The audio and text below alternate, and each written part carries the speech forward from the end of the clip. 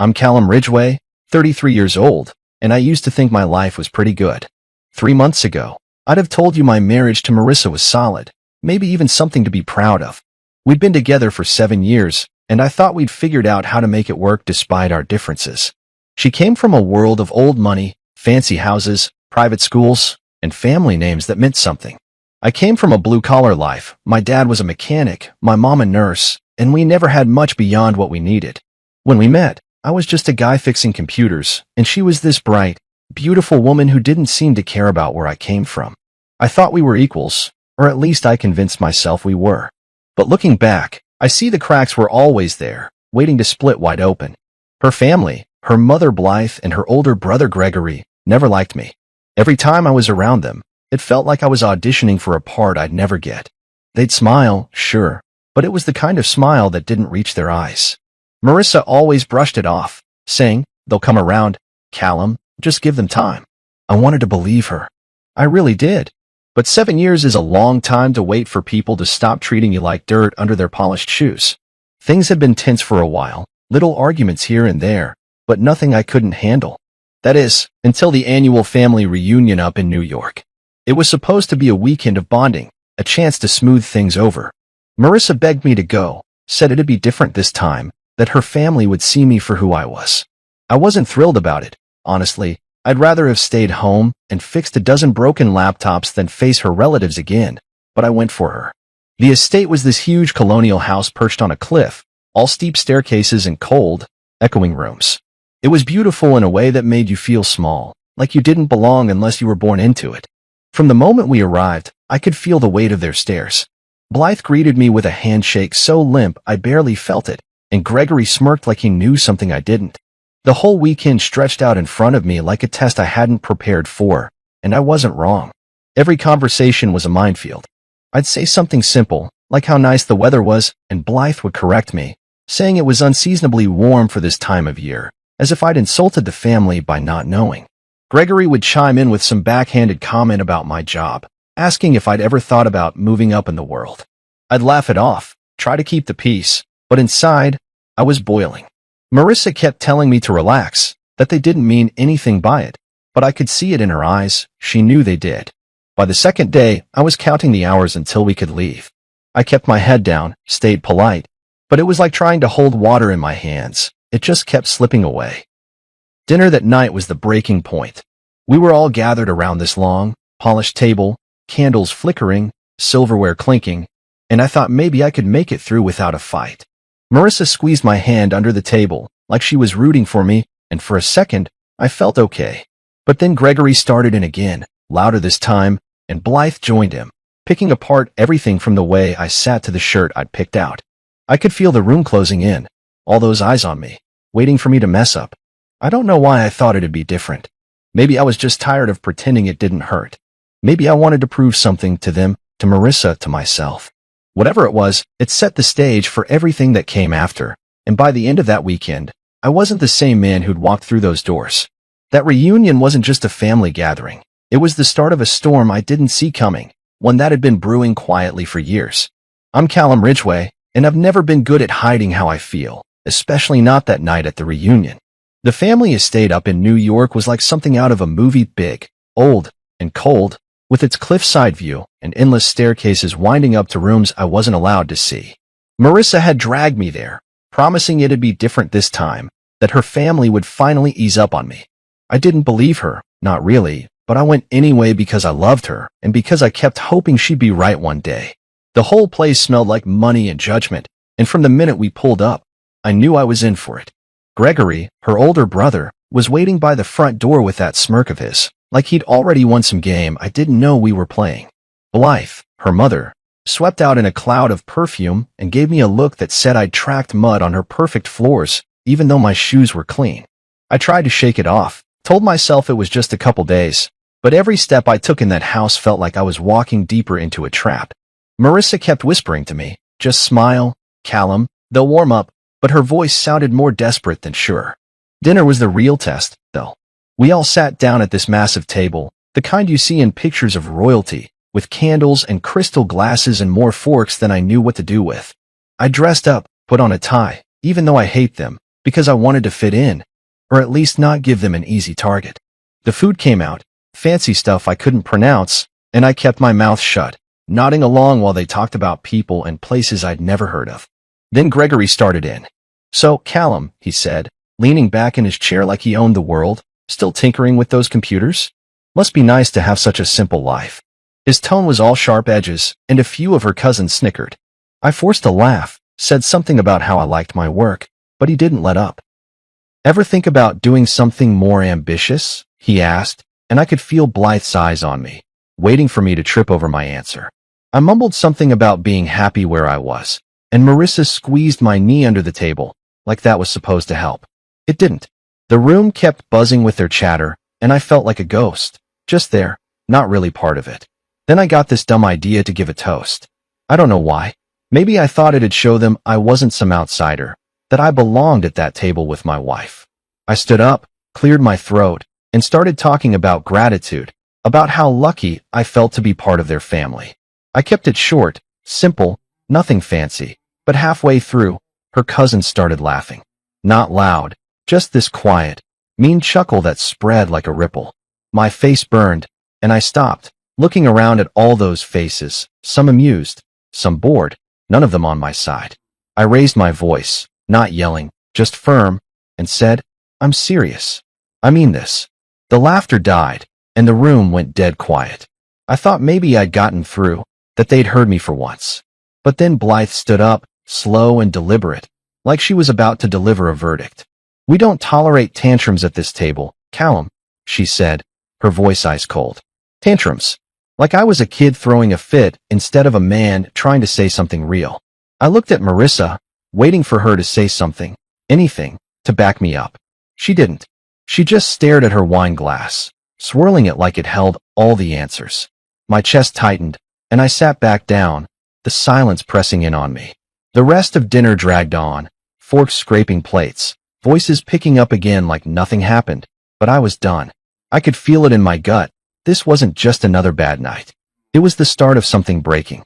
Gregory smirked across the table, Blythe sipped her drink, and Marissa wouldn't meet my eyes. I tried to reach out, to build a bridge with that stupid toast, and they'd burned it down before I could finish. I kept my mouth shut after that, nodding when I had to, but inside, I was raging. Not loud, not wild, just this steady, growing heat I couldn't shake. I'd spent years taking their jabs, swallowing my pride, telling myself it was worth it for her. But sitting there, watching her choose her wine over me, I started to wonder how much more I could take. The night ended with polite goodbyes and fake smiles, and I followed Marissa up to our room, the weight of that moment still hanging over me. I didn't know it yet, but that toast gone cold was the first crack in a wall I'd been holding up for too long. I'm Callum Ridgway, and I've never been one for big blowouts. But that night after dinner at the reunion, I couldn't keep it in anymore. We'd made it back to the guest room Marissa and I were sharing, some fancy setup with a 4-poster bed and curtains that probably cost more than my car. The door clicked shut behind us, and I just stood there for a second, staring at the floor, trying to figure out how to say what I'd been holding back for years. My tie was choking me, so I yanked it off and tossed it on the chair, the whole night replaying in my head Gregory's smirks, Blythe's cold dismissal, and Marissa sitting there like a statue while her family laughed at me. I turned to her, and she was already perched on the edge of the bed, arms crossed, looking at me like I was the one who'd done something wrong. "What was that, Callum?" she asked, her voice low but sharp, like she was scolding a kid. I took a deep breath, trying to keep my cool, and said, "I've had enough, Marissa. I'm done with this." She rolled her eyes, and that little move lit a fire in me. "You're too sensitive," she said, like it was some fact I should have known by now.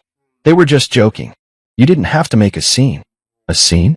I hadn't yelled, hadn't thrown anything, just raised my voice to finish a toast they'd turned into a punchline. I stepped closer, hands clenched at my sides, and said, "I'm your husband, not their punching bag. I've been taking their crap for years, and you never once stand up for me." She didn't flinch, just kept those arms crossed tight, her face all calm and collected like she'd rehearsed this. "You don't get it," she said. "This is how they are. You just have to deal with it. Deal with it." 7 years of snide comments, fake smiles, and tests I couldn't pass, and she thought I should just keep swallowing it. My voice stayed low, but it was shaking now. I shouldn't have to deal with it. You should have had my back down there. Instead, you let them treat me like I'm nothing. She sighed, long and dramatic, like I was exhausting her. You're blowing this out of proportion, she said, and I could hear her mother in her tone, that same superior edge. That's when I lost it, not loud, not wild, just this quiet snap inside me.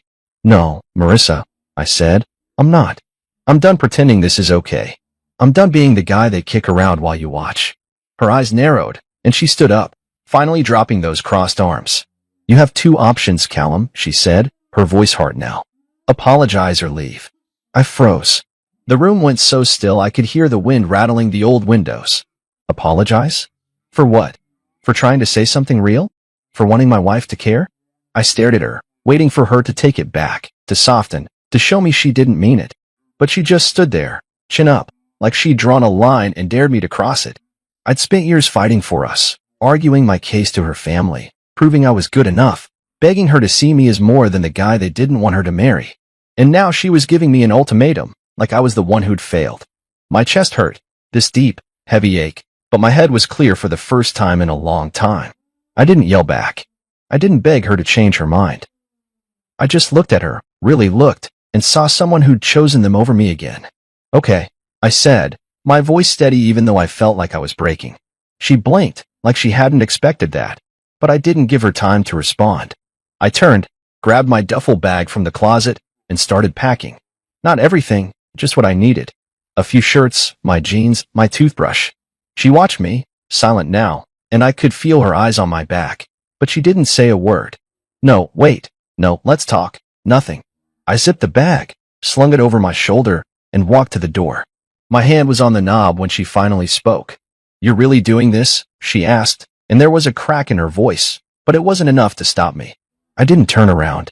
Yeah, I said. I am. And then I walked out. The hallway was dark, the house quiet except for the faint hum of voices downstairs.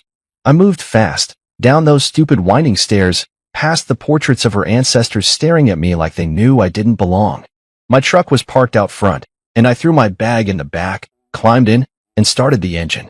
The headlights cut through the night, and I drove off, the estate shrinking in my rearview mirror. I didn't know where I was going yet, just that I wasn't staying. My hands gripped the wheel tight, and my heart was pounding, but I didn't feel trapped anymore. I'd spent so long trying to fit into her world, bending myself to make it work, and in that moment, I realized I didn't have to. She'd given me a choice, apologize or leave, and I'd picked the one she didn't think I would. The road stretched out ahead, empty and black, and for the first time in years, I felt like I could breathe. I'm Callum Ridgway, and I didn't look back after I left that big, cold house on the cliff. The truck's engine rumbled under me as I drove away from the reunion, away from Marissa and her family, away from 7 years of trying to be someone I wasn't. My hands were still tied on the wheel, my bag bouncing in the back seat, and my mind was spinning, but I didn't feel lost, not yet. I just knew I couldn't go home, not to the condo we shared, not to the life that felt like a cage with her name on it. I drove through the night, the road dark and quiet, passing little towns with their lights winking out one by one. My phone stayed off. I didn't want to hear her voice, or Gregory's, or Blythe's, didn't want to see the messages I knew would come. About 2 hours in, I saw a sign for a small airport, one of those regional ones you'd miss if you weren't looking. It wasn't much, barely more than a strip of runway and a low brick building, but something about it pulled me in. I parked the truck, grabbed my bag, and walked inside. The place was half asleep, just a bored guy at the counter and a couple of vending machines humming in the corner. I didn't have a plan, didn't even know where I wanted to go, but when I got to the desk, I asked, "What's the next flight out?" The guy barely looked up, tapping at his computer. "Got one to Oregon in 40 minutes, he said. One way's $200. Oregon. I'd never been there, never even thought about it much, but it sounded far, far from New York, far from her family, far from the mess I'd just walked out of. "I'll take it," I said, pulling out my card. He shrugged, printed the ticket, and handed it over like it was no big deal. To him, it wasn't. To me, it was everything. I sat on a hard plastic chair near the gate, my bag at my feet, watching the clock tick down. My heart was still racing, but it wasn't fear, it was something else, something like relief mixed with a kind of wild energy I hadn't felt in years. The plane was small, one of those puddle jumpers with tight seats and a single aisle, but I didn't care. I squeezed in next to a window, buckled up, and stared out at the dark runway. When the engines roared and we started rolling, I felt the ground slip away, and with it, all the weight I'd been carrying. Up there, 20,000 feet in the air, it was just me and the hum of the plane, no voices telling me what I should do, no eyes judging me for what I wasn't. I kept my phone off the whole flight, didn't even check it when we landed. I didn't want to know if Marissa had called, didn't want to hear her ask why I'd left or tell me to come back. The airport in Oregon was bigger but still quiet, the kind of place where people move slow and don't ask questions. I rented a car with cash, a beat-up sedan that smelled like old coffee, and drove toward the coast. I didn't have a map, just a vague idea of heading west until I hit water. The sky was starting to lighten by the time I got there, gray and soft with the promise of morning. I found a cheap motel near the beach, the kind with peeling paint and a neon sign that flickered. The lady at the desk didn't care who I was or why I was there, just took my money and gave me a key. The room was small bed, chair, a sink with a cracked mirror, but it was mine, at least for now. I dropped my bag, kicked off my shoes, and sat on the edge of the mattress, listening to the faint sound of waves outside. My hands were shaking a little, not from cold, but from the rush of it all. I'd done it. I'd walked out, bought a ticket, and landed halfway across the country with no plan and no apologies. Part of me wondered what Marissa was doing right then. Had she told her family yet? Were they laughing about it, saying they knew I'd crack eventually? I could picture Blythe shaking her head, Gregory smirking, and Marissa sitting there, maybe confused, maybe mad, but probably not chasing after me. She'd given me that ultimatum, apologize or leave, and I'd picked the door she didn't think I'd take. I lay back on the bed, staring at the stained ceiling, and let the quiet sink in. No one knew where I was. No one could reach me. For the first time in years, I wasn't answering to anybody out. Not her family, not even myself in that old, pleading way I used to. The air smelled like salt and freedom, and even though I didn't know what came next, I knew I wasn't going back. Oregon was a blank slate, a place where I could breathe without someone telling me I was doing it wrong. I closed my eyes, the sound of the ocean seeping through the thin walls, and thought, this is it. This is mine. The one-way ticket wasn't just a flight, it was a line I'd drawn, and I wasn't crossing back over it. I'm Callum Ridgway, and those first couple of days in Oregon felt like I'd stepped out of my own life and into someone else's, a better one, a quieter one. I woke up in that cheap motel room with the cracked mirror and the sound of waves sneaking through the window, and for the first time in years, I didn't feel like I had to explain myself to anybody. My phone was still off, shoved deep in my bag, and I wasn't ready to turn it back on. I didn't want to know what was waiting for me, missed calls, texts, whatever Marissa or her family had to say. I just wanted the silence, and Oregon gave it to me. After a quick shower in that tiny bathroom, I grabbed my stuff and checked out, figuring I'd find something more permanent. The lady at the desk didn't even look up when I dropped the key, and I liked that. No questions, no fuss. I drove along the coast in that rented sedan, the ocean on my left, gray and endless, and the trees on my right, tall and green in a way I wasn't used to back east. It was beautiful, but not in a loud way, just steady, like it didn't need to prove anything. I ended up in a small town, one of those places with a single main street and a handful of shops that looked like they'd been there forever. There was a sign in a window, studio for rent, $600 per month. I pulled over, called the number, and met a guy named Tom who smelled like fish and handed me the keys after I gave him cash for the first month. The place was nothing fancy, one room with a kitchenette, a bathroom, and a view of the water if you leaned out the window just right. But it was mine. I dropped my bag on the floor, sat on the lumpy couch, and let out a breath I didn't know I'd been holding. That first day, I walked down to the beach, hands in my pockets, the wind tugging at my jacket. The sand was cold under my shoes, and the waves rolled in slow and steady, like they were telling me to take my time. I felt lighter than I had in years, like all that weight from Marissa's family, their jabs, their rules, their expectations had stayed back in New York. I picked up a couple freelance IT jobs online, easy stuff I could do from anywhere, and bought some groceries from a little store where the cashier smiled at me like I was a regular already. It was simple, and simple was what quickly I needed.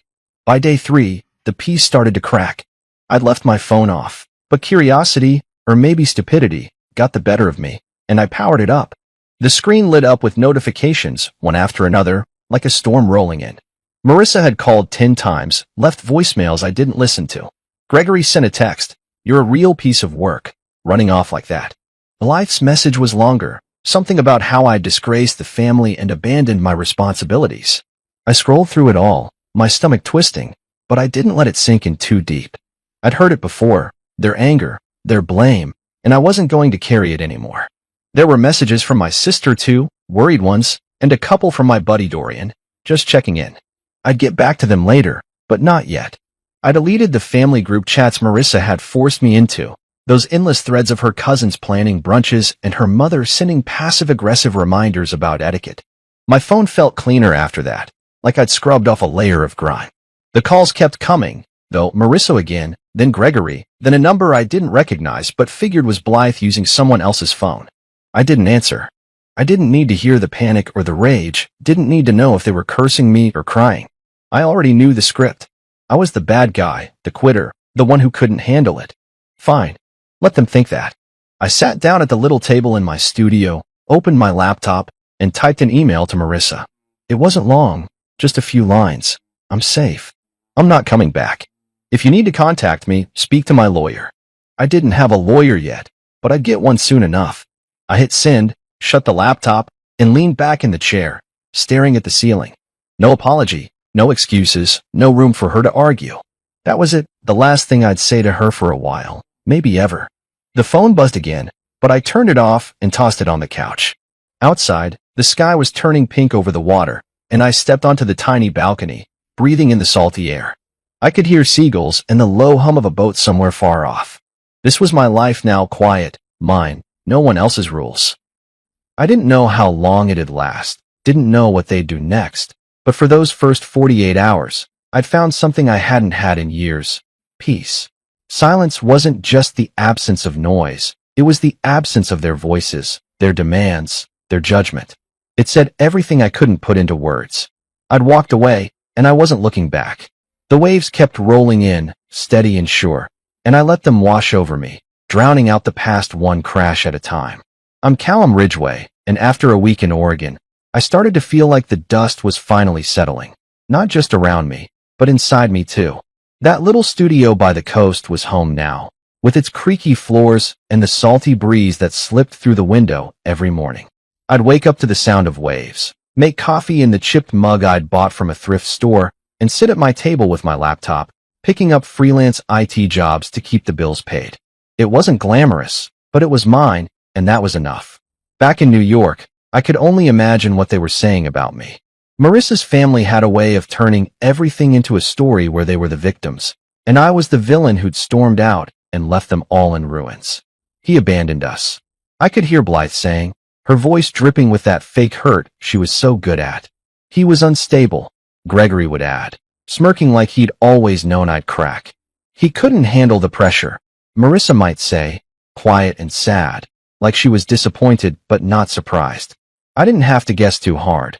I'd lived with their judgment long enough to know how they'd spin it. They'd sit around that big table at the estate, sipping wine and picking me apart, convincing themselves I'd been the problem all along. But I wasn't there to hear it, and that was the best part. I had people who saw it differently, though, my own witnesses, you could say. My sister, Ellie, had watched me shrink over the years, trying to fit into Marissa's world. She'd call me after every visit to their house, asking, "Why do you let them treat you like that?" I'd shrug it off, tell her it wasn't a big deal, but she knew better. My best friend Dorian was the same. He'd been there from the start, back when Marissa and I were just dating, and he'd seen me slowly disappear into the shadow of her family. "You're not yourself around them, man," he'd say, and I'd laugh it off, but he was right.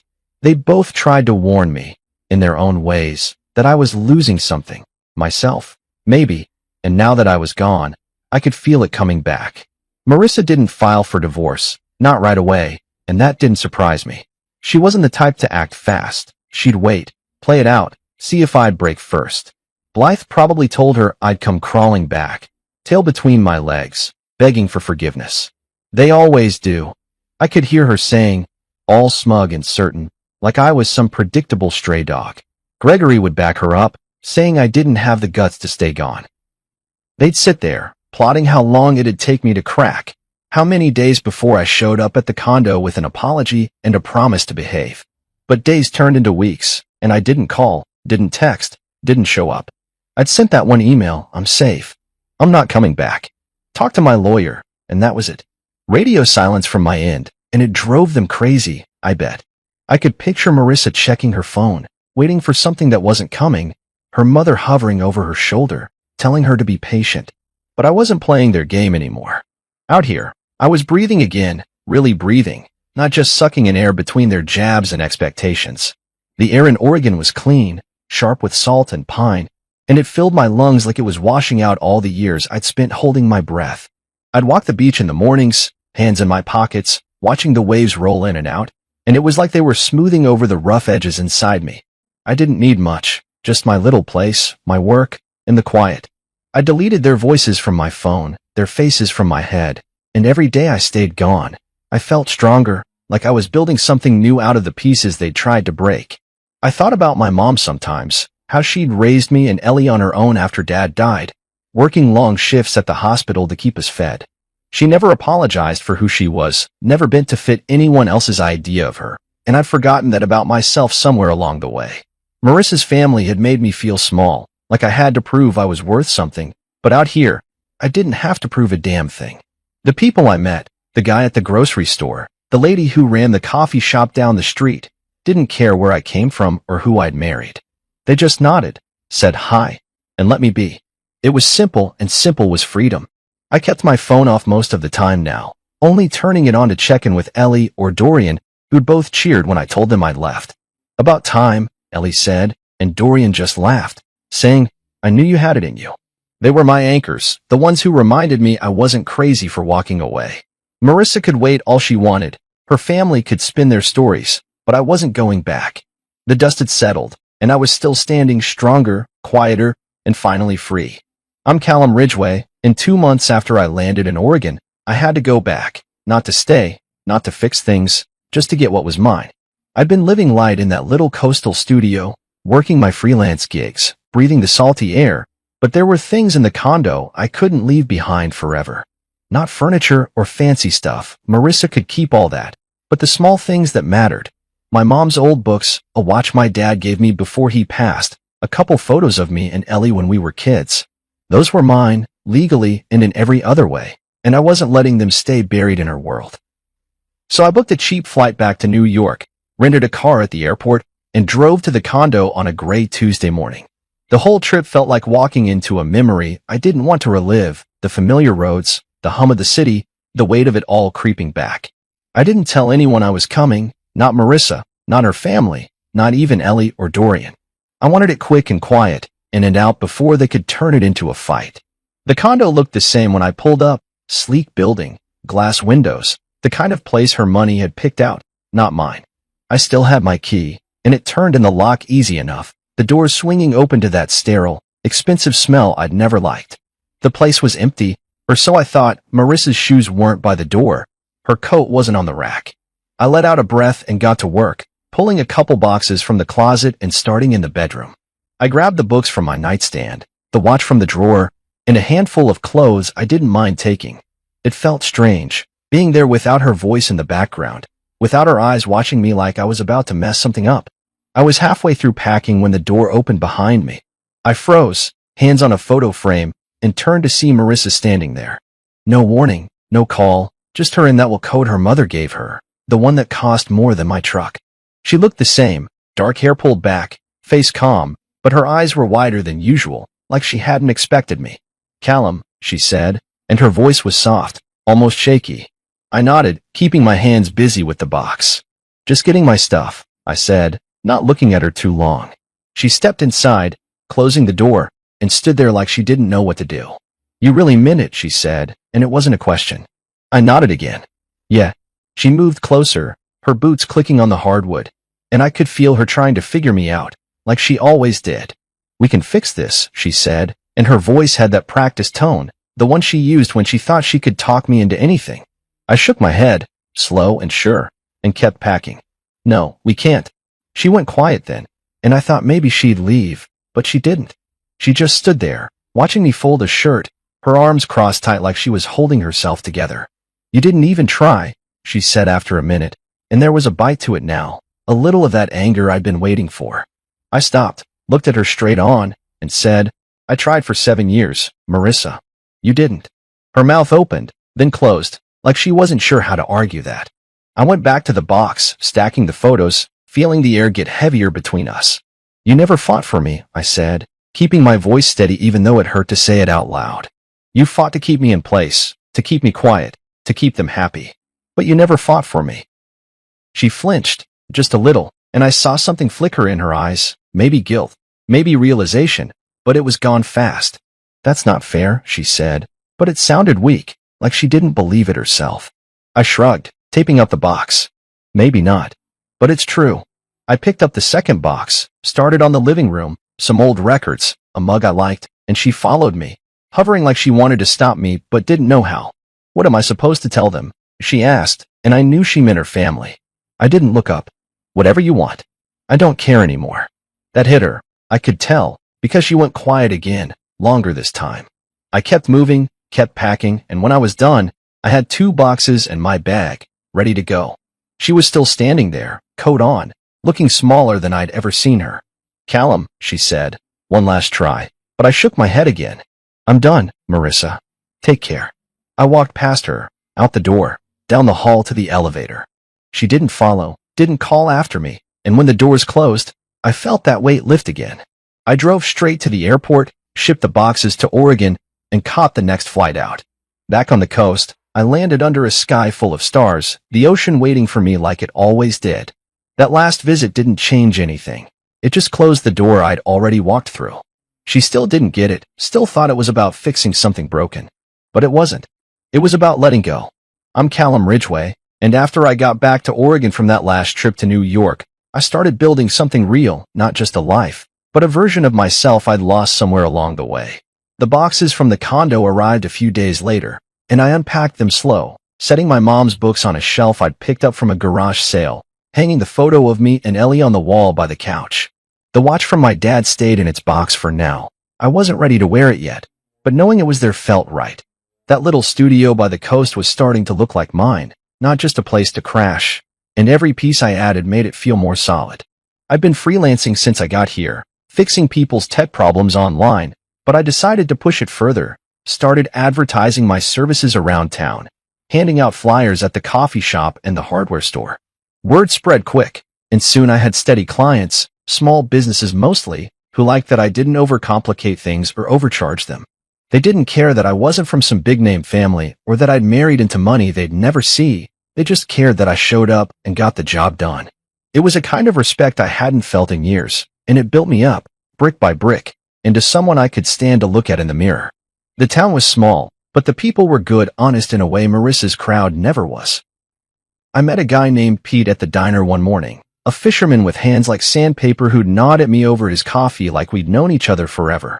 There was Sarah, who ran the coffee shop and always slipped me an extra muffin when I came in, saying, "You look like you could use it." They didn't ask about my past, didn't need to know my tax bracket or who I'd been married to, and that was a relief I didn't know I'd been craving. I started hanging out with them more, grabbing a beer with Pete after his boat came in, helping Sarah fix her ancient computer when it crashed. They became my people, not because I forced it, but because it just happened, natural and easy. I got back in touch with Ellie too, calling her one night after I'd settled in. She picked up on the first ring, her voice bright and loud. "Callum, you're alive."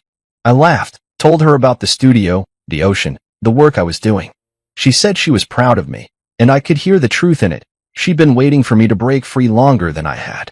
We talked about Mom and Dad, about how she was doing back home, and I promised I'd visit soon. It felt good, having her voice in my ear again, like a piece of my old self slotting back into place. I started hiking on weekends, following trails through the woods or along the cliffs, the kind of thing I'd never had time for back east. The air was sharp, the views wide, and it cleared my head in a way nothing else did. One Saturday, I stopped by the local shelter on a whim and came home with a dog, a scruffy mutt with one ear that stuck up funny. I named him Booker after nothing in particular, just a name that fit. He'd follow me everywhere, trotting along on walks or curling up by my feet while I worked. He didn't ask for much, just food, a pat on the head, a quick run on the beach, and giving him that made me feel steady, like I was good for something again. It's funny how the simplest things started to mean the most. I'd sit on my balcony at night, Booker snoring beside me, listening to the waves and watching the stars prick through the dark.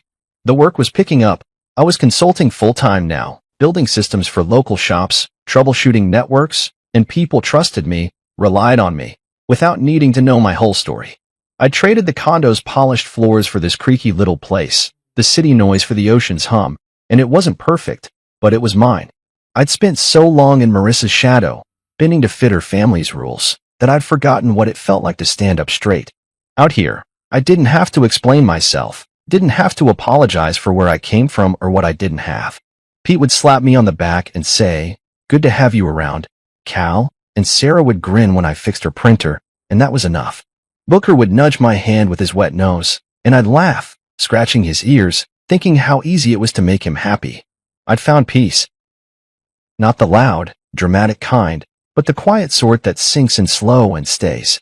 It was in the salt air, the steady rhythm of my days, the way I could hear myself think again.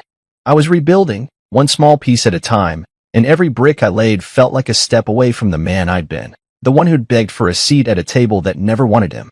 I'm Callum Ridgway, and after months of quiet in Oregon, the past started creeping back, not loud or crashing in, but soft, like echoes I couldn't quite shake. I'd built a good rhythm out here, work, walks with Booker, coffee with Sarah, beers with Pete, and it felt solid, like the life I'd always wanted but didn't know I could have. The studio was home now, with its thrift store shelves and the sound of the ocean keeping me company at night. I'd stopped checking my phone for messages from Marissa or her family, stopped bracing for their next move. I thought I'd left them behind for good, but then one morning, I opened my laptop and saw an email from her. It wasn't much, just a few lines, no subject, but it stopped me cold. I sat there at my little table, coffee going cold in my hands, staring at her name on the screen. Part of me wanted to delete it unread, keep the peace I'd fought so hard for, but another part, the stubborn part, maybe clicked it open. She didn't beg me to come back, didn't try to guilt me like her mother would have. It was simpler than that, sadder too. "I see it now, Callum," she wrote. How it unraveled. "I was so busy trying to keep them happy, Mom, Gregory, all of them, that I didn't see I was losing you. I'm sorry." That was it. No promises, no pleas, just regret laid out plain and quiet. I read it twice, then leaned back in my chair, letting it sink in. Booker nosed at my leg, whining for his walk, but I just sat there, staring at the words. It wasn't anger that hit me. I'd burned through that months ago. It was something else, a kind of tired ache. She saw it now, she said, but where was that clarity when I was standing in front of her, asking her to choose me? Where was it when I was packing my bag, waiting for her to say something, anything, to stop me? I didn't reply. Not because I was mad, not because I wanted to hurt her, but because there was nothing left to say. Silence felt truer than any words I could send back. It was the answer she'd never heard when I was still there, still trying. I closed the laptop, grabbed Booker's leash, and took him out to the beach, letting the wind and the waves drown out the echo of her email. The sand was cold under my boots, and Booker ran ahead, chasing gulls, while I walked slow, hands in my pockets, thinking it over. She'd lost me long before I left, and I'd lost her too, somewhere between her family's rules and my own breaking point. That email didn't change anything. It just confirmed what I already knew. I was done carrying her regret along with mine.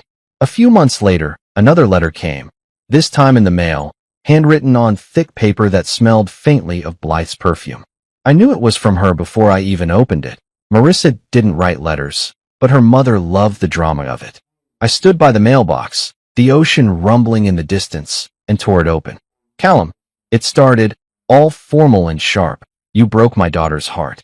You walked away from your responsibilities, from our family, and left her to pick up the pieces. I hope you're proud of yourself." The rest was more of the same. Condescension dripping from every line, blaming me like I'd torched their perfect little world. I read it once, standing there in the wind, then walked inside and fed it to the shredder by my desk. The machine whirred, chewing it up, and I watched the pieces fall into the trash, feeling nothing but relief. Blythe didn't get it, never would. She thought I'd broken Marissa, but Marissa had broken herself, choosing them over me every chance she got. I wasn't proud of leaving, but I wasn't ashamed either. It was what I had to do to breathe again. I didn't know her an answer, didn't know her anything anymore. The shredder clicked off, and I took Booker for another walk, letting the salt air clear my head. Those echoes, Marissa's email, Blythe's letter, kept coming, but they didn't stick. I'd built too much here to let them pull me back. Work was steady now, my clients relying on me, And I liked the weight of that, the way it kept me grounded. Pete and I had started fishing on weekends, just a little boat, and some quiet hours on the water, and Sarah would tease me about my sunburn when I came into the shop after. Ellie called sometimes, telling me about her life back east, and I'd tell her about Booker's latest trick or the view from my balcony. It was small, this world I'd made, but it was solid, and it didn't bend to anyone else's rules. The past could echo all it wanted. Marissa could regret. Blythe could rage, but I wasn't listening anymore. I'd found my footing, one step at a time, and every day I stayed gone, those voices got quieter. I'd sit out on the bluff some nights, watching the waves crash under the stars, and feel the truth settle in. I didn't need their forgiveness, didn't need their understanding. I had this. The ocean, the dog, the people who didn't care where I'd come from, and it was enough. I'm Callum Ridgway, and it's been a year since I walked out of that big house in New York. A year since I bought that one-way ticket to Oregon and decided to stop explaining myself. The divorce is final now, papers signed, lawyers paid, all the loose ends tied up neat and clean. I live in a modest place on a bluff overlooking the Pacific, a step up from the studio but still simple, with a porch where I can sit and watch the water stretch out forever. I wake up early most days, make coffee, and take Booker for a walk along the shore before I settle into work, still in tech. Still fixing systems and solving problems, but on my terms now.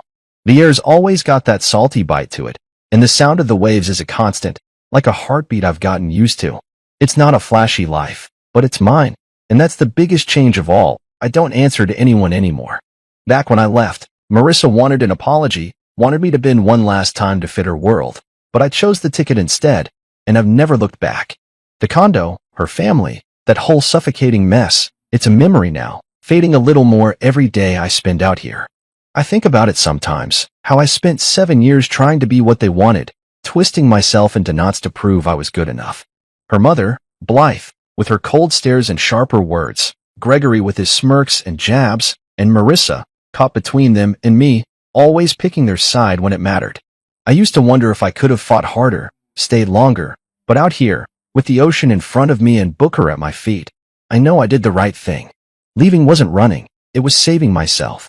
The divorce took months to sort out, longer than it should have, because Marissa dragged her feet.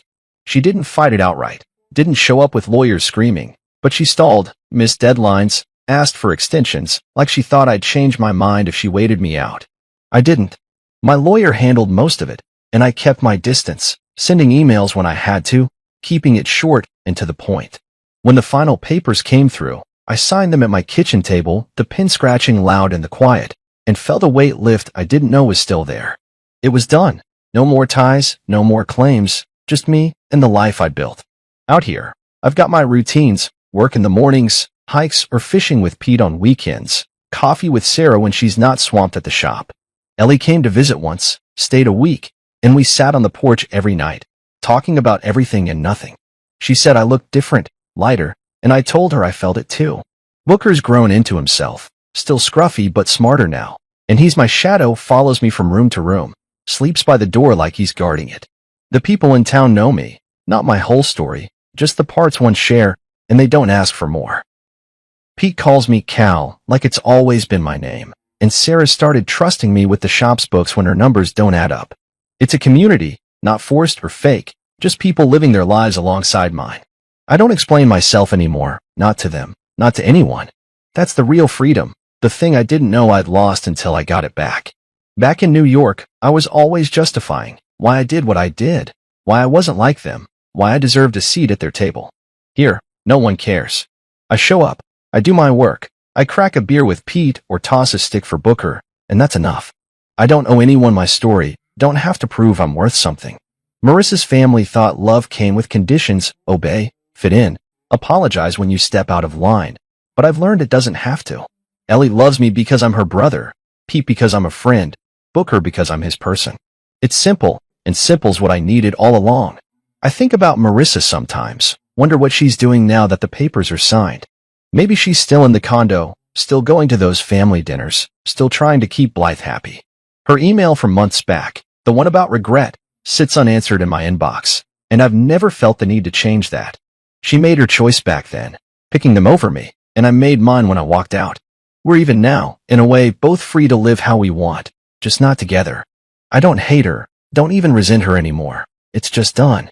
The Bluff's my home now, with its wide views and quiet nights, and every day I spend here, I feel more like the man I was supposed to be.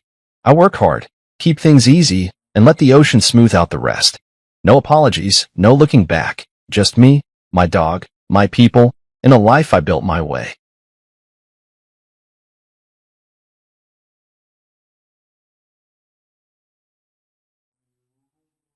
I woke up that morning feeling something I hadn't felt in years, hope. Not excitement exactly, but something close. I don't usually care about birthdays. I've spent too many of them buried in work emails or pretending to enjoy half-burnt cakes. But this one was different. Mira had been whispering about it for weeks. My wife, the same woman who once forgot our anniversary, had been oddly affectionate lately. She even bought me a new blazer last weekend and said, "It's for your big day." When I asked what that meant, she just smiled. Wait and see. My parents were in on it too. My mother, Teresa, had called me twice that week. And Teresa does not call without a reason. "Don't you dare make plans for Friday night," she warned me in that dramatic tone of hers. "We've got something very special planned." My father, Harold, the king of sarcasm, even looked serious when he called the day before. "Don't eat lunch tomorrow." Trust me, that alone was enough to raise suspicion. So I blocked out my schedule, cleared my calendar, and even turned down a dinner invitation from Malik, one of my oldest friends. "It's my 45th, I told him. "I think my family's actually doing something for once." He teased me, of course. Miracles do happen, huh? Around 4 p.m., Mira texted me, "Dress nice. You'll love it." I smiled at my phone like a schoolboy. I had picked out a rooftop bar I always loved, Overlook Lounge. A cozy, stylish place with city views that make you feel taller than your problems. The kind of place where, for a few hours, the world slows down. I arrived early. The staff had my name on a reservation list. Private booth, corner view, bottle service. Someone had gone all out. The hostess led me to a beautifully set table. Candles, chilled champagne, name cards. I assumed guests were just running late. My phone had no missed calls. I texted Mira, "Here. It looks amazing." No reply. So I sat. And I waited. 30 minutes passed. I opened the menu. I didn't want to seem nervous, but the server could tell something was off. "Would you like to order while you wait?" he asked politely. No, I'm good.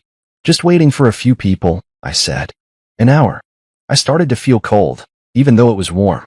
Not from the weather, but from something inside. That kind of chill that creeps into your chest when the facts start forming a picture you don't want to see. I tried calling Mira. Straight to voicemail. I called my mom. No answer. My dad. Same thing. Then my phone buzzed. New message from Mira. It was a video. I tapped it, thinking maybe they were late and this was a funny prelude. Maybe they were in the parking lot.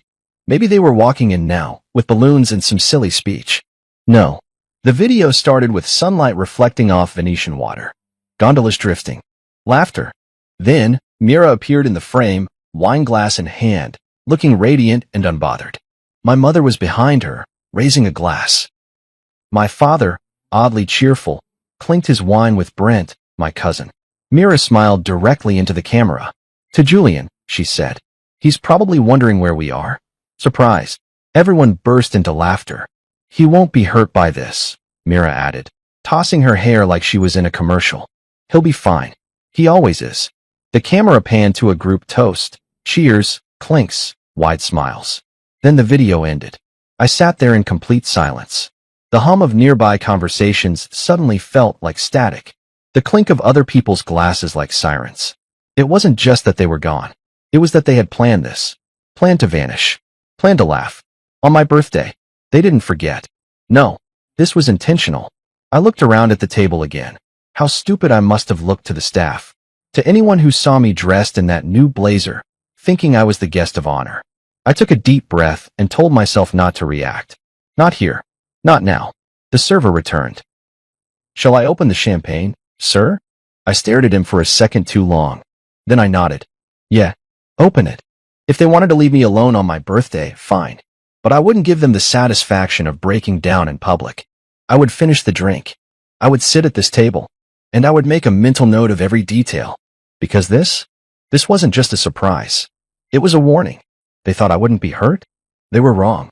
But what they'd really misjudged was this. I wasn't going to chase them. I wasn't going to beg for answers. I wasn't going to yell, cry, or demand an explanation. Instead, I was going to remember how this moment felt, the weight of the glass in my hand, the sting of betrayal in my chest, the silence in my phone. I was going to remember this table, this view, and this night for the rest of my life. Because if this was their surprise, they hadn't seen mine yet. For a while, I just sat there, numb. The champagne was open now. It tasted bitter. Not from the grapes or bubbles, but from the ache in my chest that wouldn't go away. I stared at the glass like it held answers. How long had they been planning this? How many times had I paid for dinner while they sat around a table laughing about the surprise? I kept watching the rooftop door, half expecting Mira to burst in and say, "Just kidding." But the longer I waited, the more foolish I felt. A waiter approached me again, this time with a quiet sort of pity in his eyes. "Sir," he said gently, "do you want to cancel the rest of the reservation? We could refund." "No," I said quickly, cutting him off. "Leave it. I'm still celebrating." I didn't even believe the words when I said them. But I said them anyway. Maybe because saying anything else would have felt like surrender. I poured another glass. My phone was still silent. No new texts. No follow-up message. Just the video, still sitting there, waiting to be replayed like a slap to the face. I could have left. Gone home. Curled up with a blanket and a headache and the soft glow of betrayal. But I didn't. Instead, I took a photo of myself, smiling with the skyline behind me. I even raised my glass. A forced smile, sure. But I've worn worse masks in my life. I posted it to my story with the caption, "Still worth celebrating." I don't even know why I did it. Maybe to convince myself. Maybe to send a message. Maybe both. I took another sip. Time moved like syrup. At some point, I stopped checking my watch. I told the waiter to bring food, even though I wasn't hungry. I just didn't want to look pathetic, sitting there with nothing but a half-empty bottle and a broken heart. That's when I heard a familiar voice. "Julian? What the hell, man? Are you here alone?" I looked up. Malik. Of all the people to walk into that bar, it was Malik Johnson. College roommate. One-time best man. The kind of friend you don't see for months, but pick right back up with when you do. He stood there in a dark green shirt and jeans, eyes wide, holding a gift bag in one hand and his phone in the other. "I saw your story," he said, sliding into the seat across from me. "Thought it was a joke." "It's not," I muttered, trying to smile. Apparently the joke was on me. He didn't laugh. Instead, he looked around, took in the fancy table, the unopened desserts, the extra seats. "So where's Mira?" "Your folks." "In Venice," I said flatly. His eyebrows shot up. "What?" I handed him my phone. He watched the video in silence, his mouth slowly twisting into a tight line. When it ended, he set the phone down and said, "These people are out of their damn minds." I nodded, but didn't speak. Because what was there to say? He stood up suddenly. "You're not spending this birthday like this.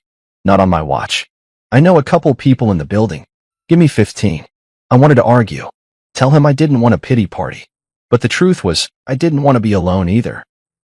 So I just nodded. 15 minutes turned into 40. And just like that, my quiet, shame-soaked table became something else entirely.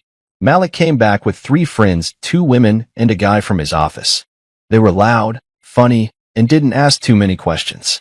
They bought another bottle. They danced to music from a nearby speaker. One of the women, Jasmine, insisted on taking a selfie with me. "You've got great cheekbones," she said. I laughed for the first time all night. More people joined. Malik posted something on his feed, last-minute birthday bash for a real one, and tagged me. Soon, a few more friends from work dropped in. I didn't know how it was happening, but the table filled up. People ordered appetizers. Someone ordered cake. A stranger handed me a cigar and said, "You look like you need this." And weirdly, I did. I started to loosen up. The music felt warmer. The food had taste again. I told stories from college. Someone toasted to the birthday legend who survived abandonment and turned it into a vibe. I clinked glasses with people I didn't even know the names of. And somewhere between the third drink and the shared dessert plate, I felt something shift. The grief didn't vanish, but it stopped being a wall. It became a room I could stand in without suffocating. I didn't check my phone for hours. When I finally did, I had to scroll through the missed calls. At first it was 1 or 2 from Mira, then 10, then 15, then a flurry of calls from my mom, then Brent, even Harold. By midnight, The total was 74 missed calls. I turned on airplane mode and slid the phone back into my jacket. The irony of it all. The one night I wasn't waiting by the phone was the night it wouldn't stop ringing. But I didn't respond. Not that night. Maybe not ever. I left the bar around 2 a.m. Malik walked me to the curb, slung an arm over my shoulder. Next year, he said, we do this on purpose. I'll hold you to that. He nodded, then added, they don't deserve your silence. But they damn sure don't deserve your voice either. That stuck with me. When I got home, I took off the blazer Mira gave me, hung it in the back of the closet. I sat on the edge of the bed and looked around the room, the framed photos of vacations, the art she picked out, the candles I always hated. It didn't feel like my home anymore. I lay back on the bed, shoes still on, and stared at the ceiling. For the first time in a long time, I didn't feel like a husband, or a son, or a wallet. I felt like a man. And in the quiet of that moment, I made a decision, not to get even, not to strike back, but to walk forward, with clarity, with silence, with power. Because if they thought that video would be the final word on who I was, they forgot something important. I'm still here, and I'm just getting started. It's strange, isn't it? How the signs were all there, bright as daylight. But you only see them clearly when you stop pretending not to. After that night on the rooftop, I began looking back. Not just at the birthday, not just at the video, but at everything leading up to it. And once I started tracing the timeline, the picture formed quickly. I had been living with a house full of whispers, but I had convinced myself they were wind. It started months earlier, really. The silence when I entered a room. The sudden closing of laptops. The screen brightness turned down. The quick, forced laughs whenever I asked, what's so funny? Mira always had a reason. Just a meme, she'd say. A stupid group chat. I believed her, or maybe I just didn't care to argue. That's the thing about love. You keep telling yourself there's nothing behind the curtain because the alternative hurts too much. But now, I see it all. Sunday dinners became uncomfortable. Not for any obvious reason, but because the energy changed. My mother, Teresa, would stare at me with this strange smile, like she was in on a joke. A smug, knowing smirk that stayed even when I tried to change the subject. She'd say things like, you'll thank us soon, or trust me, this year will surprise you. I thought maybe they were just excited for the birthday plan. Maybe they were cooking up something sweet. I didn't realize they were sharpening knives and wrapping them in ribbons. Even Brent, my cousin who never cared about anyone but himself, started acting like he knew something I didn't. Get ready to have your mind blown, he told me one day while passing through my house to pick up a charger Mira had borrowed. I laughed at the time, thought maybe it was a family trip surprise or something harmless. He winked on his way out. It wasn't a wink of kindness. It was a wink of someone who had watched the trap door being built and couldn't wait to see me fall through it. Tristan, Myra's brother, was another one. He had started skipping work more often. When I asked if everything was okay, he brushed it off with that lazy charm of his. Just enjoying life a little, he said. You should try it too. Later, I found out he was skipping work to help Mira finalize travel bookings. Paid for, of course, with my money. I should have known. Mira had stopped asking me about finances months ago. Not because she didn't care, but because she already knew the answers. She had the passwords. She had the cards. She had the freedom. Looking back, even our bedroom had changed. She used to curl up next to me and hum little songs before falling asleep. Somewhere in the last year, that stopped. I didn't even notice when. One night, I looked up and realized I hadn't touched her in weeks. Maybe longer. The warmth was gone. She started sleeping facing the other way, always with her phone close to her chest like a diary full of sins. I remember reaching out once, touching her back gently. She shifted forward, away from my hand. Long day, she said. That was all. There's this thing that happens when someone slowly stops loving you. It's not an explosion. It's erosion. A soft, daily wearing down of affection, of connection. You don't hear it. You don't feel it at first. But one day, you realize there's a hole where something used to be. A presence. A heartbeat. A soul. After the birthday disaster, I started moving through my own house like a stranger. Mira hadn't come back yet, but her energy was still there. The smell of her perfume on the couch pillow. Her half-used hairbrush on the sink. Her robe hanging behind the door. I would walk into rooms and still expect her voice. But there was nothing. Just my own footsteps. And then came the emails. I started checking our shared desktop, the one in the living room. She'd gotten too comfortable. Didn't clear the browser history. Didn't close her accounts. That's where I saw it, the travel itinerary. Flights booked 3 weeks before my birthday. Hotel reservations in Florence. Group chat emails with subject lines like Operation Surprise Ghost. Photos of passport scans. Not mine, of course.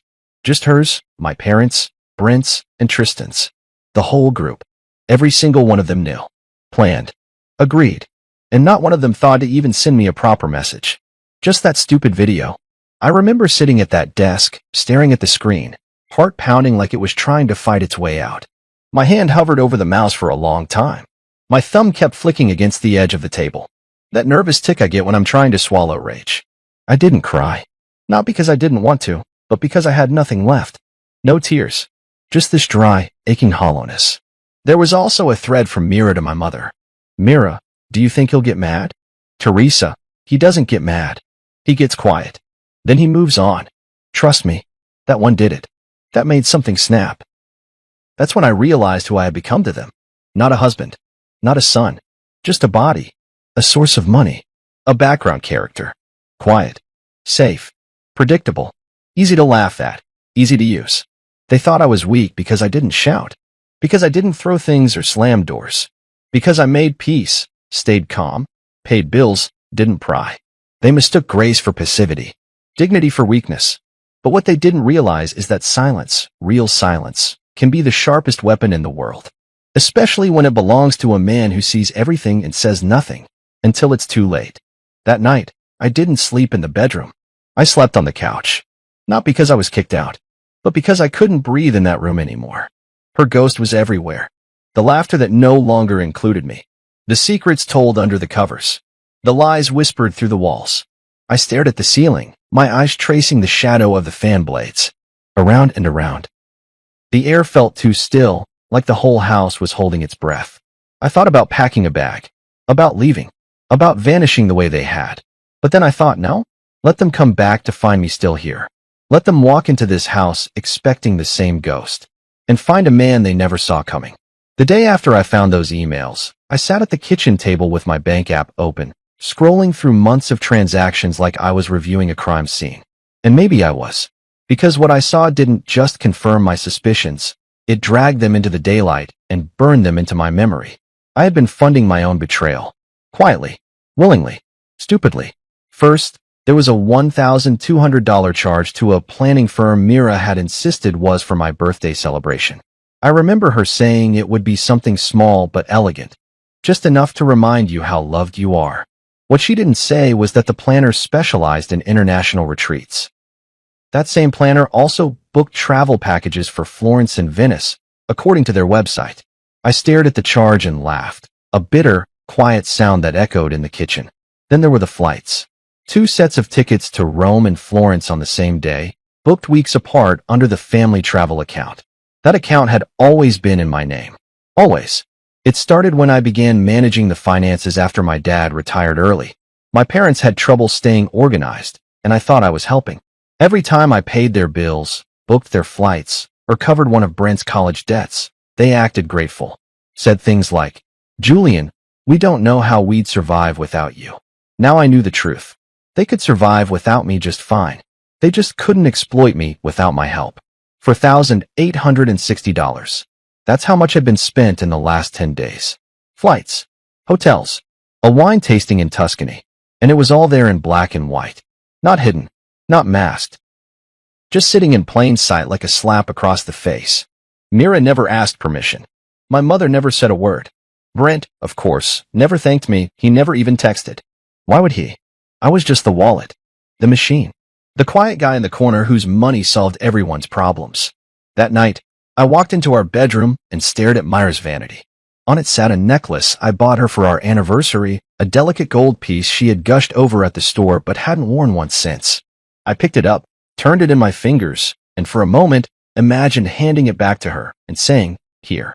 This is the last thing you'll ever get from me." But I didn't. Not yet.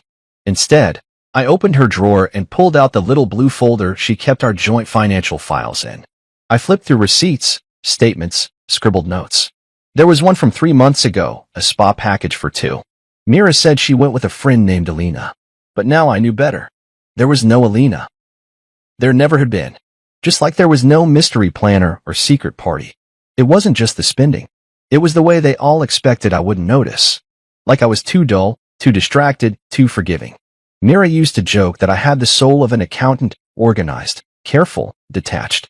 What she didn't know was that accountants don't forget. They remember every cent, every line item, every betrayal disguised as a favor. I sat in the livy.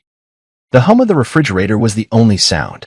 I thought about all the things I had paid for over the years, Myra's car, the down payment on Brent's apartment, the luxury cruise my parents took last summer. I had justified it all as family, as love, as support. But that's the trick, isn't it? The people who hurt you the most are always the ones who tell you they need you. I checked the credit card logs again.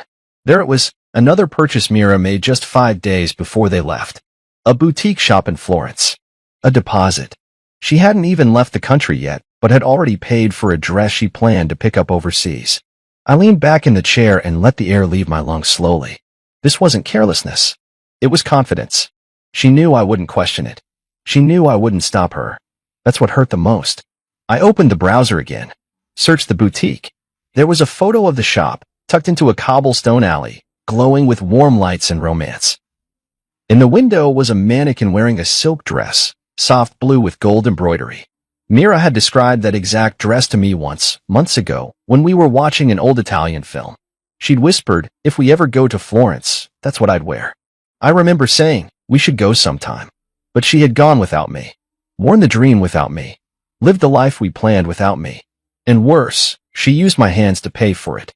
That night, I sat in the bathroom staring at my reflection. I didn't cry. I didn't yell. I just looked, long and hard. My eyes were tired, my face drawn, my mouth downturned, even in rest. But beneath all that weariness, I saw something new. Resolve. I realized something no one had ever told me growing up. Sometimes love blinds you. Not because it's bright, but because it's quiet. Because it teaches you to endure instead of question, to give instead of guard. But I was done enduring, done giving without being seen. They had erased me from their celebration. So now, I would erase them from my generosity. The next morning, I called the travel agent listed on the planning firm's invoice. I introduced myself, gave my name, and asked a simple question. Was this charged to my account? The woman on the other end hesitated. Yes, she said. Booked under Julian Cross. Is there an issue? No issue, I said calmly. Just confirmation. Thank you. Then I opened my laptop and logged into every account. Bank, credit, savings, travel. I started changing passwords, locking cards, canceling add-on users. One by one, quietly, surgically, like pulling leeches off your skin, careful not to let the head stay buried. I opened a spreadsheet and made a list. Every expense, every name, every betrayal. And then, beneath it, I wrote one final line. No more. They forgot to thank me because they never thought they'd need to. Now, they're about to remember why they should have. After I locked all the accounts and changed every password, I didn't say a word. Not to Mira. Not to my parents. Not even to Brent. Silence became my shield. And oddly enough, it felt like the first time I was really in control. When you're the quiet one in a group, people think you're weak. They mistake stillness for surrender. But what they forget is that silence listens. And I had been listening for a long time. That morning, I made myself a cup of black coffee and stood by the window, watching the light shift across the buildings. The house was still. Mira hadn't returned yet, but I knew they were back in the country. My inbox had exploded. Missed calls, voicemails, texts, even a few emails titled things like, "We should talk," or "Let's clear this up." I didn't open any of them. I didn't need to. Whatever they had to say, I'd already heard the truth in their laughter. I posted a photo instead. Something simple. Me on the balcony, wearing a clean black shirt, holding a glass of scotch, city skyline behind me. The caption read, "Still celebrating. Thanks to the real ones." I didn't tag anyone. I didn't explain anything. But within 10 minutes, the calls doubled. Mira, my mother, Brent, even Harold, who hasn't called me on his own in years. Suddenly, everyone wanted to talk. They were all worried, not because I was hurt, but because I wasn't reacting the way they expected. They were bracing for a tantrum, a meltdown, some dramatic plea to be included again. But I gave them silence instead. And silence, it turns out, is terrifying when it comes from the one you thought you had under control. Mira left 4 voicemails that morning. Hey, can you call me back? This is all being blown out of proportion. It was supposed to be a joke. You know, like a funny surprise. I didn't think you'd take it so personally. Then later, Julian, please. Everyone's upset now. My mom says you're being dramatic. Just call me. And finally, you're scaring people. Brent says you haven't responded to anyone. This isn't like you. What are you doing? I stared at the phone for a long time after that one. What am I doing? I'm thinking. I'm watching. I'm giving you the quiet you thought you wanted. Until you realized it meant you were no longer in control. Teresa, my mother, texted, we were only trying to shake things up. You've been so disconnected lately. We thought a bold gesture would wake you up. I read that one 5 times. Wake me up? You thought erasing me, mocking me, laughing at my absence on my own birthday, would wake me up? I left her message unread. Brent sent a voice note. I didn't listen to it. The man once cried to me over a broken lease, and I bailed him out. I co-signed a loan when no one else would. Now he wanted to explain? He could keep his voice to himself. The most surreal part of the whole thing was how quickly the roles reversed. I used to chase their approval, try to be the reliable one, the steady son, the helpful husband. Now, with one quiet post and no responses, I had all of them rattled. I walked around the house that day and realized how different everything looked in silence. The dining room table where we had shared dinners suddenly looked too polished, too staged. The couch we cuddled on during movies felt cold, too neat. The hallway photos, smiling vacations, posed portraits felt like fiction. It's amazing how quickly love can rot when you finally see the mold beneath the paint. I sat at the desk and started organizing everything. Legal documents, account records, passwords. I made copies, put them in a separate folder, and locked it away. I wasn't just cleaning house. I was clearing space for clarity, for change. That evening, I received a text from Malik. Malik, just saw your post. Proud of you, man. Let me know if you need anything. That was it. Simple, clean, real. I replied with a thumbs up and didn't feel the need to explain. He knew. Some friends don't need backstory. They just understand the temperature of silence. Around 8:30 p.m., Mira called again. I didn't answer. She left another voicemail. Julian, I just landed. I'm heading home. Please don't make this ugly. That made me laugh out loud. I was making it ugly? I poured another scotch and sat down in the den. I left the lights off. I wanted to sit in the quiet, to hear the pulse of the house as it used to be, before the lies started piling up like dust, before love turned into obligation, before trust became debt. I could hear my heartbeat in my ears. And for once, it wasn't racing. I was calm. That night, I drafted a document outlining every financial account I planned to restructure. Myra's name would be removed. Automatic payments for anything with her name or her family's would stop. The credit cards? Gone. The joint checking? Closed. Access to the investment accounts? Denied. It wasn't about revenge. It was about respect. I wasn't punishing them. I was simply correcting a mistake, one I'd let fester for too long. By midnight, I had a list of everything I controlled and everything I would sever. I labeled the list, reset, and that word felt powerful. They thought silence was surrender, but they forgot what silence really is, preparation. The thing about being underestimated for so long is that eventually, people forget what you're truly capable of. They start treating you like background noise, a prop in their story, a man who nods, pays, and stays quiet. But they always forget the most dangerous ones are the quiet ones. And I've been quiet for too long. What Mira never realized, what none of them knew, really was that I had stopped being just the husband years ago. I wasn't just the man who fixed the garbage disposal or paid off Brent's emergency loans. I was the majority shareholder in the company where Myra's brother Tristan worked, the one he constantly bragged about at family dinners. We're building something big, he'd say. The company's growing fast. Yeah, it was. And I was the reason why. 3 years ago, I invested quietly, bought shares through a private firm, sat on it, watched it grow. Then last year, when one of the co-founders left, I stepped in, quietly again, took a larger stake. By January, I was quietly voted in as executive director. Tristan never connected the dots. He thought I was just some mild-mannered investor his boss liked. He never knew I was the one signing his bonus approvals, his time-off slips, his promotions. So imagine my expression when I got an internal HR alert. Tristan Grady, unauthorized time off. 7 consecutive days, without prior approval. I clicked on the report. Sure enough, he had told HR he was taking a short medical leave. But the pictures he posted on his public account said otherwise. Sipping cocktails in Florence. Shirtless selfies on boats. Hashtags like hashtag living my best life and hashtag family first trip. The nerve. He didn't even try to hide it. Probably assumed no one would notice. I could have flagged it immediately. Could have sent it straight to the disciplinary committee. But I didn't. Not yet.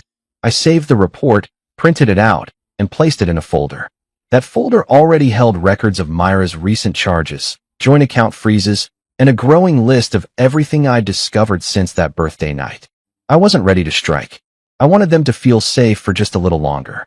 I went into the office the next day, sat in the corner of the executive floor, in the glass-walled office no one ever thought belonged to me. I greeted everyone politely. Didn't mention Tristan's name once.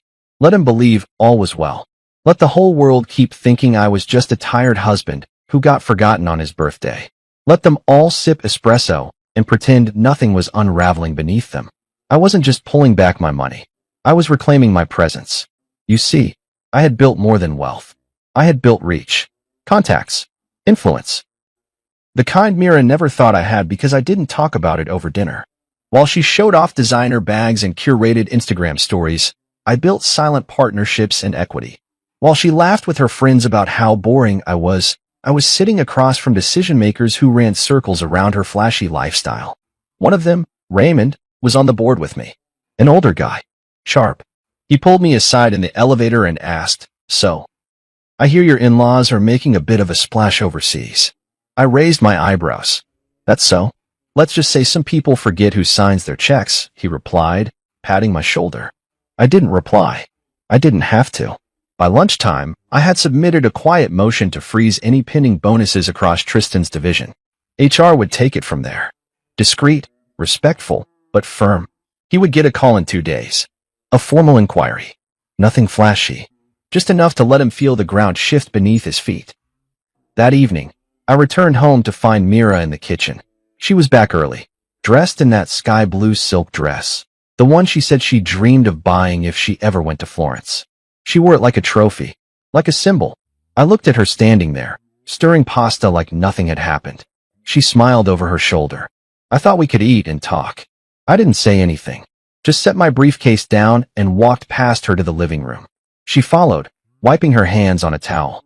"Julian, I know you're mad, but it was just supposed to be fun. You've been so distant lately, and I thought maybe a reset would help." I turned to face her. Calm. Clear. "You planned a vacation and left me out of it." "It wasn't like that," she said quickly. "It was spontaneous." "No," I said. "It was organized. You used my accounts. You used my name. You made bookings in advance. You lied." Her smile faded. She stood straighter. "So what now? You're going to punish me?" I tilted my head. "No. I'm going to free myself from you." She blinked, caught off guard. "What does that mean?" "It means," I said slowly, "I'm no longer giving myself to people who see me as a wallet, or a background character, or someone who doesn't get angry." She crossed her arms. "Don't be dramatic." I smiled then. A small, tired smile. "You called me dramatic after stealing my birthday and calling it a surprise." She tried again. "Julian, you're making this bigger than it needs to be. Just tell me what you want. I can fix it." "No," I said firmly. "You can't. Because this isn't broken. It's exposed." Her face changed then. Fear crept in. She knew something had shifted. I picked up the folder I'd placed on the table earlier. "Tristan will be hearing from HR soon. Just a heads up. Tell him to prepare." Her eyes widened. "You wouldn't." "I already did." She stepped forward. "Julian, please. That's my brother. And you're my wife," I replied. "At least, you used to be." I left her standing there. I didn't shout. I didn't cry. I didn't need to. Because the most powerful thing I had learned was this. I didn't have to raise my voice to raise my worth. 3 days after the video. 3 days after the rooftop dinner I spent alone. 3 days after I froze accounts, documented every betrayal, and went completely silent. That's when they came back. I had just returned from the office, my jacket still on, keys in hand, when I heard voices in the hallway. Laughter. Familiar footsteps. The sound of suitcases rolling. Myra's high heels tapping across the floor like nothing had happened. My heart didn't race. I didn't panic. I just stood in the center of the living room and waited. The door opened like it always did. Mira entered first, pushing the door with her hip, sunglasses still on her face, a shopping bag looped around her wrist. Behind her was Teresa, holding a small box of pastries from that overpriced bakery she loved. Then came my father, Harold, wearing the same beige polo and smug expression he always wore after a trip. Brent trailed behind with his usual half-smirk, like he was the star of some movie playing in his head. They all walked in like nothing was wrong, like I hadn't watched a video of them laughing at me from across the ocean. Mira was the first to speak. "Julian, good, you're home." She walked up and tried to kiss my cheek. I took a small step back. She blinked but didn't say anything. Teresa placed the bakery box on the table like it was some kind of peace offering. "We brought cannoli," she said, as if dessert would fix betrayal. Harold chuckled and clapped me on the shoulder. "Don't be sore, son. It was just a playful trip." I looked at them one by one. My eyes didn't burn. My hands didn't shake. I was too far past shock to be emotional now. I was in that place beyond pain, where clarity lives. Where truth hits so hard, it knocks the feeling out of you and replaces it with purpose. "Julian," Mira said again, her voice softer this time. "We wanted to surprise you. We thought it would be funny, to flip the script. Show you that you don't always have to plan everything." She smiled like she was offering me a gift. "We even recorded a video. You saw it, right?" I nodded. "I saw it." Teresa spoke next. "You've always been so closed off. So we thought maybe a bold gesture would get through to you. We didn't think it would hurt you. You're not sensitive." Harold jumped in. "Let's not blow this out of proportion. It was one weekend. A little trip. We're back now, aren't we?" I didn't move. "You left me alone on my birthday," I said quietly. "You lied. You laughed about it. You used my money to do it." Brent shifted awkwardly. "Come on, man. Don't make it weird." I turned to Mira. "How long did you plan it?" She hesitated. "A few weeks." 3 months, I said, holding up my phone. "I've seen the travel confirmations. The emails. The bookings." Her face dropped. Teresa looked uncomfortable now. "You went through her things?" she asked, like that was the crime. "I managed the accounts," I said. "All of them. The only reason you flew to Venice in business class was because I paid for it. You didn't even try to hide it." Harold scoffed. "You're acting like a victim." "No," I said, taking a step forward. "I'm acting like someone who finally woke up." They went quiet. Mira stepped forward again, placing the shopping bag gently on the table. "Julian, please. You're blowing this up. We're your family." "No," I said again. "You're people I gave too much of myself to. And you took advantage of that. All of you." Teresa sat down slowly, hands clasped in her lap. "You're being emotional." "No," I said, voice steady. "I'm being clear." I picked up the folder I had placed on the counter earlier that morning. Inside were printouts, account closures, suspended cards, legal notices. I slid it across the table. "What's this?" Mira asked, picking it up. "Your access to our accounts is revoked," I said. "All of it. You'll need your own card. Your own plan. Your own money." Her mouth opened, but nothing came out. Brent grabbed one of the pages. "What is this about Tristan?" "He took an unauthorized leave from work," I said. "Company policy requires consequences. And since I oversee executive decisions now, he's suspended pending review." Teresa's jaw dropped. "You wouldn't." "I already did." Harold stood up. "You're making enemies in your own house." "No," I said, "you're in my house. And you've been treating me like a stranger for years." Myra's voice cracked. "Julian, what are you saying?"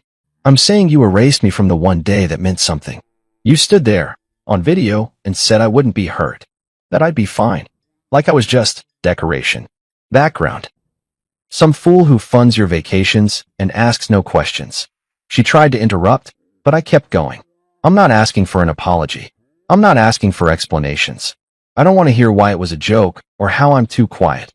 This isn't about being dramatic. This is about being done." The silence that followed was heavy. No one reached for the cannoli. Mira looked down at the folder, then back at me.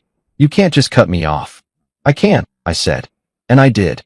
She stepped forward, lower now, voice pleading. "Julian, we've been together for 10 years. I know exactly how long," I said. "Every day of it. Every dollar. Every lie." Teresa stood. "You're turning your back on your family?" "No," I said softly. "You turned your backs first. And now you're shocked I won't pretend I'm okay. I stepped aside, pointing to the door. Take your bags. Take your bakery box. Go home. Myra's eyes filled. This is our home. It was.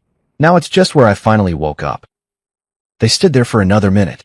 Then Mira slowly picked up her purse. Brent grabbed the suitcase. Teresa said nothing. Harold muttered something under his breath I didn't care to hear. And then, one by one, they walked out. I didn't slam the door behind them. I didn't shout. I didn't cry. I just locked the door. And finally, I exhaled. Later that night, after. The silence in the house was loud, but it wasn't empty. It felt earned. The kind of quiet that follows after you've finally stopped explaining yourself to people who never truly listened in the first place. I didn't feel proud. I didn't feel sad. I felt awake. For the first time in years, I felt like I had reclaimed something I didn't even realize I had lost, my voice. I walked over to the living room and sat at the desk again. My laptop was still open. So was Myra's email. She never logged out of the shared laptop. I hadn't planned to dig any deeper, but curiosity crept in. A whisper, really? That quiet inner voice asking, what else did they say when they thought you'd never find out? I clicked through the inbox slowly. Nothing surprising at first. Store promotions. Travel confirmations. A forwarded meme from her friend Lydia. Then I saw it, an old email thread with the subject line, Operation Surprise Ghost. I had seen that title before but hadn't opened every message in the chain. This time, I did. There it was. A message from Brent to Mira. Brent, I still can't believe he hasn't caught on. Like, how dense do you have to be to not notice your wife planning a birthday trip with everyone but you? LOL. I read it twice, then kept scrolling. Mira, Julian doesn't pay attention to stuff like this. He's too soft. Honestly, he'll probably say thank you when he sees the video. That's the kind of guy he is. Brent again. Perfect fool. Mira, exactly. Saul and I say it all the time. He actually thinks we're doing something for him. LMAO. Saul? I stared at the screen, the cursor blinking like a heartbeat. Who the hell is Saul? It didn't take long to figure out. A few more clicks and I found a series of emails between Mira and someone named Saul Glassman. They used a separate email chain. Most were harmless at first. Jokes, articles, video links. Then came the attachments. Photos. Screenshots. Mira in Italy. Mira on a balcony I didn't recognize. Mira, holding a glass of wine, leaning close to a man I'd never seen before. There was one photo where they were both in robes, in a hotel room. The timestamp? The night of my birthday. I didn't blink. I didn't even look away.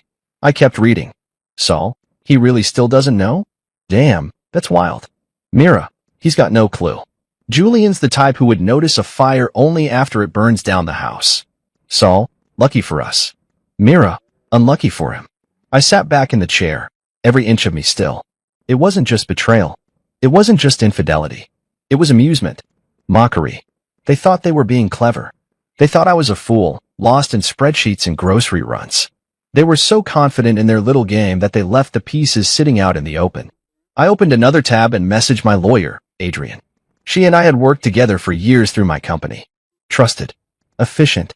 She had handled major contracts and disputes without blinking. I didn't tell her everything, just sent a message. Please prepare a full severance strategy, personal and financial. I'll need a consultation by end of week. I closed the laptop after that. I didn't need to read more. I had seen enough. Every confirmation I didn't even know I needed was now aflame, quietly burning through the old version of my life. But I didn't feel rage. That's what surprised me. I thought I'd be furious. I thought I'd break something. But instead, I felt something else entirely. Relief. Relief that I hadn't imagined it. That the tension in our house hadn't been paranoia. That I wasn't crazy for feeling like a stranger in my own life. The worst part of betrayal isn't the act itself. It's the gaslighting. The way they make you feel guilty for asking questions. For noticing. For caring. And once you learn the truth, all of that weight falls off like old armor. The next morning, I got up early and brewed coffee. I played music, loud and smooth, and opened the windows to let the sun in. Mira hadn't come back. I figured she was staying at her mother's or maybe even Saul's. I didn't care. I turned off the shared location tracking, deleted the backup access to all accounts, sent in the paperwork to close the joint investment profile, blocked her number. I didn't need to yell at her. I didn't need to confront her. The silence was saying everything I needed to say. Later that afternoon, I drove to the bank and met with my private advisor. We moved half the liquid funds into a new account under my name alone. I rewrote my will. I signed a temporary freeze on any withdrawal requests from the old trust fund Mira had partial access to. I even updated the beneficiary details. Everything now flowed through a foundation I had quietly been setting up in my grandmother's name. I didn't tell anyone, not even Malik. By the time evening came, I was sitting on my balcony again. Glass of water this time. The city was glowing, calm, and for the first time in weeks, I wasn't anxious. I wasn't waiting for a phone to ring or for a door to open. I was just still, present. At around 7:45 p.m., I got a call from an unknown number. I let it go to voicemail. A minute later, a text came through. Mira, you froze the trust account? Julian, what are you doing? You're ruining everything. I stared at the screen and smiled to myself. Not a big smile. Just enough. I typed out a reply, paused, then deleted it. Instead, I responded with 2 words. Not anymore. Another call. I ignored it. Then my mother. Then Brent. The messages kept coming. All of them frantic. Panicked. Confused. Teresa, why is my credit card declined? Brent, call me now. Seriously. Mira, I need to talk to you. Please. You're going too far. They didn't expect me to find out. They didn't expect me to fight back. And they definitely didn't expect me to do it without raising my voice. But they should have known. I was never the fool. I was just patient. And now, they were about to learn what patience becomes when it finally runs out. It was a Friday morning when Mira finally showed up at my office. I had been expecting it. Honestly, I thought she'd come sooner. But I wasn't surprised it took her that long. Mira had always been bold when she felt powerful, but hesitant when the tide turned. I had just stepped out of a meeting about a property investment with Malik when my assistant buzzed me. Sir, there's someone here to see you. I didn't ask who. I already knew. Let her in, I said, standing up and buttoning my jacket slowly.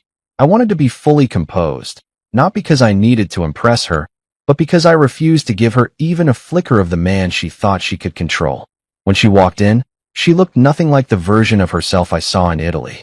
No designer coat, no fresh curls, just tired eyes, hair pulled back too tight, a cheap blouse she probably threw on in a rush. But what stood out most was the panic in her face, panic hidden under a thin smile. Julian, she breathed, closing the door behind her. Can we talk? I gestured to the chair across from my desk. You're talking. Go ahead. She sat down slowly. I don't even know where to start. Everything is falling apart. I didn't speak. I didn't nod. I wanted her to feel the weight of her own words without interruption. She swallowed. My accounts aren't working. The trust access is blocked.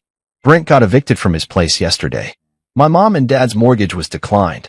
They said the joint collateral was removed. What is going on? You're describing the consequences of your choices, I said calmly. She leaned forward. Julian, please. I didn't mean for things to go this far. That video, it wasn't meant to hurt you. We were trying to be funny. Just lighthearted. I raised an eyebrow. You said I wouldn't be hurt by it. You said I was soft. That I wouldn't do anything. That I wouldn't even notice. Her face twisted. You read my emails?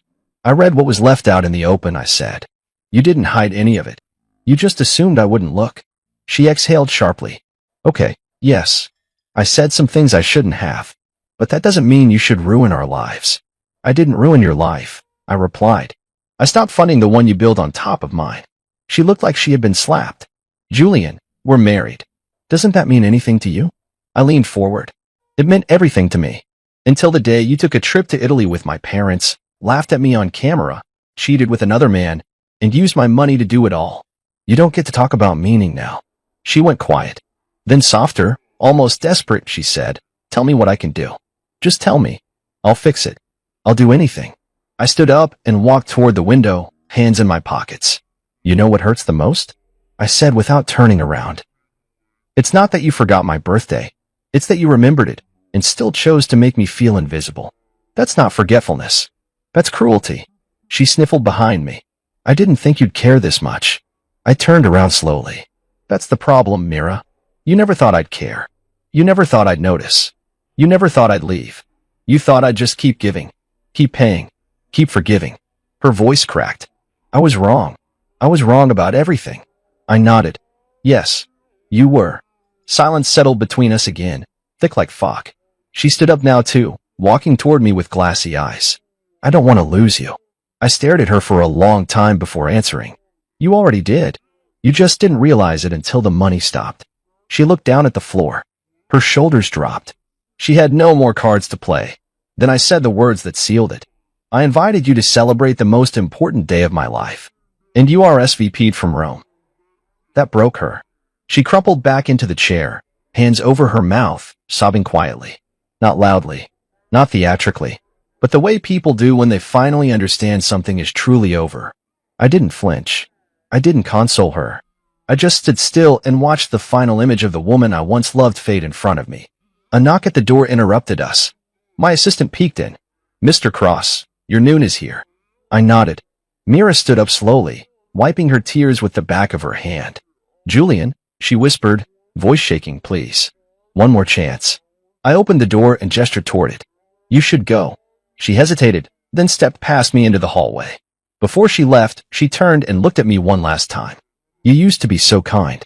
I still am, I said. That's why I'm not dragging this out any longer. The door shut behind her. That night, I posted one last photo on social media. It was me and Malik standing in front of the new property we were launching. A clean, modern office building wrapped in glass and confidence. The caption read, "Growth looks good on me." The likes rolled in. So did the comments. But none of that mattered. What mattered was the message and who it reached. The next morning, Myra's mother called me 5 times. I didn't answer. Brent emailed me a long apology that ended with a request for a loan. I archived it without reading. Teresa sent a text. We didn't realize how serious you were. I deleted it. I wasn't being harsh. I was being honest. They forgot my birthday. So now, I would forget them. Not with rage. Not with revenge. But with the one thing they never expected. Peace. 6 months later, I live in a city where no one calls me the quiet one anymore. No one greets me with a smirk that hides pity. No one expects me to foot their bill while they laugh behind my back. I traded the old house, the old life, and everything tied to it for something cleaner. Something mine. I wake up to peace now. And I don't mean silence, I mean peace. The kind that sits in your chest like a steady heartbeat, not a ticking bomb. I moved out of the house 2 months after Mira left my office. Sold it to a young couple who smiled like they hadn't yet learned how cruel people can be. I packed my things one box at a time, slowly, with intention. I left behind the furniture Mira picked out, the paintings her mother liked, even the rug Teresa once called tasteful for someone so quiet. I didn't want any of it. I took my books, a few clothes, and my grandmother's old piano. That was enough. I bought a loft in a smaller city by the water. High ceilings, clean walls, big windows, quiet neighbors. The kind of place where you can hear your own thoughts and actually want to. Malik helped with the move. He even showed up with a tool set and a bottle of bourbon. This is who you've always been, he said, walking through the empty space. You just needed the noise to stop to hear it. He was right. I started a new project, something small, something personal. A foundation in my grandmother's name. She was the only person who ever really saw me. She raised me part-time when my parents were busy showing off. She used to say, Julian, some people love what you do. Others only love what they can take from you. Learn the difference. I didn't understand it then. Now I do.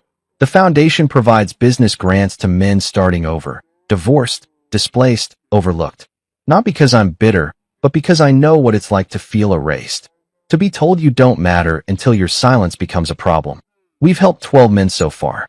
One of them, a teacher named Desmond, cried when I handed him a check. You don't even know me, he said. I smiled. I know enough, I told him. I know what it's like to lose everything and realize you were never seen in the first place. I've built a life now where I don't need permission to matter. My calendar belongs to me. My energy belongs to me. My money, my kindness, my time all mine. Not up for debate. Not up for guilt. I eat dinner with people who listen when I speak. I walk into rooms where I don't need to shrink. I look in mirrors that don't reflect someone else's disappointment. I live. Every now and then, I still hear from the past. Teresa sends emails with subject lines like, "Are you still upset?" Or, "We didn't mean to hurt you." I never open them. Brent texted me last week. "Heard you're doing well. Proud of you, man." I didn't reply. Proud of me? After calling me a perfect fool? Please. And Mira, well, she tried everything. First came the emails, then the voice notes, then a hand-delivered letter I never opened. She even showed up at the foundation once, hoping for a conversation. But I didn't let her in. My assistant met her at the door and said, "Mr. Cross isn't available today." Which was true. I wasn't available. Not for her. Not anymore. What people don't understand is that healing doesn't always look loud. It's not a big speech or a slam door. Sometimes it's just a quiet walk away and never looking back. That's what I did. And that's why I win. A few weeks ago, I celebrated my birthday. My 46th, Malik threw a barbecue on the rooftop of our new property. It wasn't fancy. No speeches. Just laughter. Real laughter. The kind that doesn't leave a bad taste in your mouth. People showed up who didn't want anything from me. They brought food, drinks, stories. One guy brought his kid. Another brought a cake shaped like a giant eraser. He said, for the man they tried to erase, but couldn't. We laughed for 10 minutes straight. That night, I stood alone for a moment, looking over the city lights. I thought about last year. About the video. The voices. The smug smiles. I thought about the version of me who sat at a rooftop bar alone, holding back tears with a champagne glass in hand. And then I smiled. Not because it didn't hurt, but because I survived it. Because I rebuilt without bitterness. Because I remembered who I was before they taught me to doubt it. I am Julian Cross. I am not the background. I am not the wallet. I am not the man they forgot. I am the man they didn't think could rise. But I did. And I'm still rising. Every day, and every choice, and every breath I take that doesn't ask permission. This is my life now. Not perfect. Not polished. But real. And more than anything, finally mine.